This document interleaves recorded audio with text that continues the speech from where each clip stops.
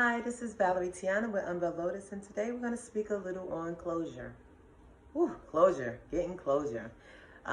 Again, thank you for joining us. But today is, it's just to help, what a better way than to close the week out than talking about closure, right? Now, this is with any relationship, whether it's a work relationship or a personal relationship, when you're trying to pretty much transition from one phase to another, right? So, when it comes to closure, that someone else is not going to give you. They want to pretty much keep you going, come back. If they don't give you closure, you'll always have that what if or final questions.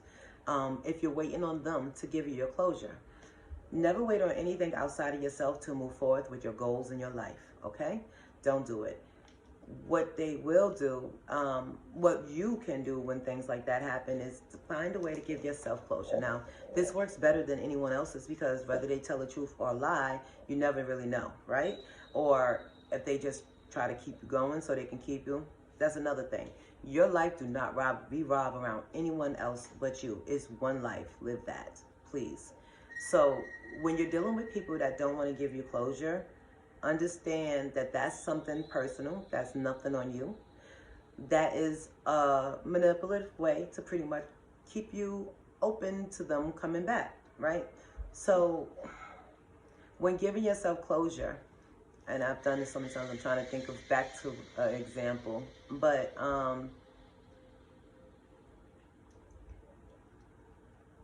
let's say the job is not treating you right, and they pretty much keep you going, give you a little 2% raise when inflation's at 7. So where are we going with that? That's a whole nother story.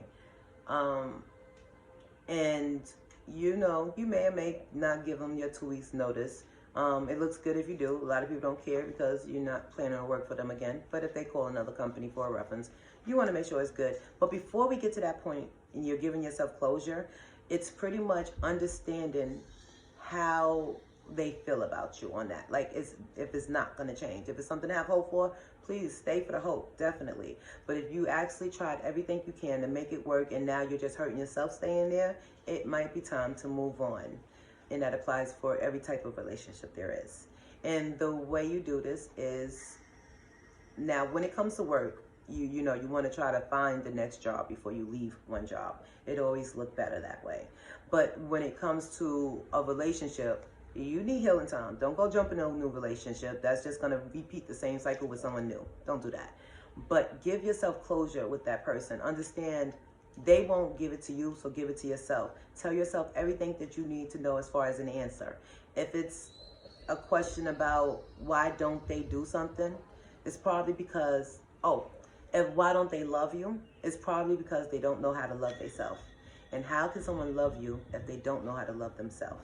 So understand, it may not even be personal. It may be part of who they are. And you two just wasn't meant to be. Y'all probably wasn't equally yoked. So don't try to hold on or leave a door open for someone that God don't want you with.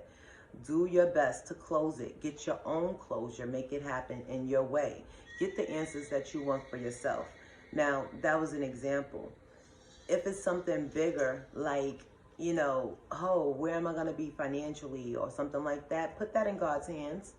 You do your footwork, see if you can get work, wherever it's going to be, whether you Ubering or something like that.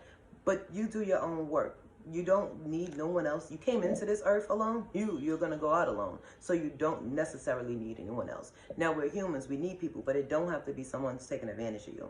So please don't stay where God don't want you. And please don't stay where your soul won't grow. It hurts. It really do. So just make sure you're doing everything you can for you, your higher self. If it's something that's just going to, a lot of people in relationships, they lose their self. No offense, I was in relationships before too, of course. But you lose yourself in the sense of you throw all your time and attention into that person instead of remembering your goals at the same time. And if it's not a supportive person, they'll let you do that and take all your energy, use it up, and won't put nothing back into you. So just make sure you're in a equal relationship. You equally care about each other and you want each other to go. Look for signs. Does this person close the door in your face? I'm gonna need you to walk away. Does this person, whatever examples. I can't think of many at the moment. But understand, when you're getting closure for yourself, if you fool me once, shame on you, right? Because that's what it is. But if you see they fooled you once, if they fool you twice, shame on you. Now that means that you understood that they could fool you and that they may do it again, and you gave them the opportunity to do it again. A lot of times when you're, better not.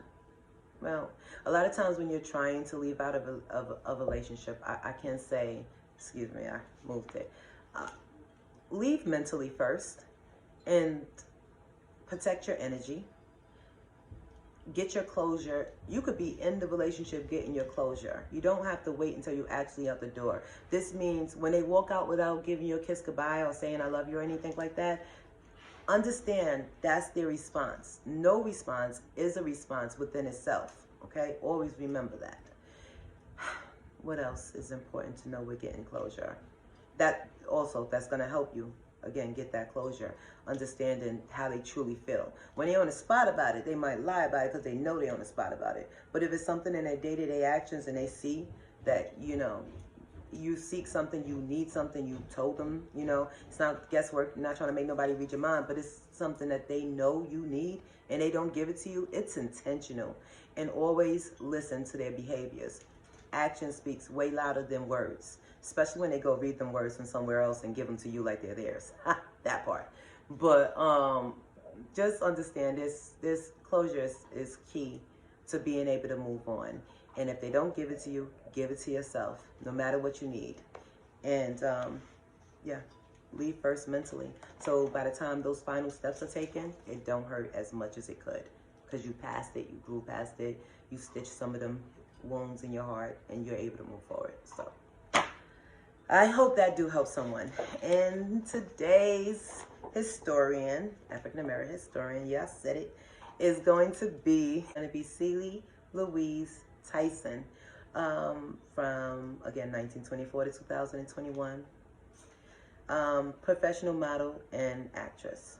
So thank you. Have a good day.